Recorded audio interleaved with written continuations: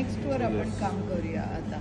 की पास्ट प्रत्येकाचं असतो, प्रत्येकाच्या लाईफमध्ये अप्स अँड डाऊन्स असतात. पॉलिटिक्स प्रत्येकासोबत, कोणी फॅमिलीवाले खेळतात, कोणी ऑफिसवाले खेळतात, घरात बायको पण पॉलिटिक्स कधी कधी खेळते. सो त्या गोष्टी सोडून द्यायचं. त्याच्यावर आपण विचार करत बसलो तर मग झालं, मग कुठे काय होऊच शकत नाही. सो ते सोडून द्या. आता पुढचा एक तर जॉब ऑपॉर्च्युनिटी शोधायचा आणि नंतरचा बिझनेसचा पण आपण विचार करूया.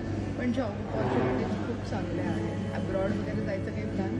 जर मिळाली ऑपॉर्च्युनिटी तर नाही. तर मला हेच म्हणायचं, या कुंडीमध्ये एक सगळ्यात चांगली गोष्ट होती की कम्फर्ट झोन सोडायला तयार.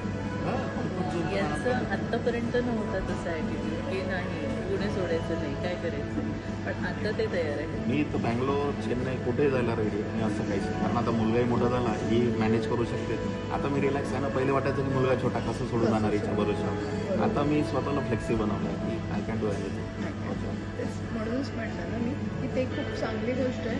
आणि हा जो ताबीज आहे ना, आता लाईफ चेंजिंग असेल, लाईफ चेंजिंग असेल.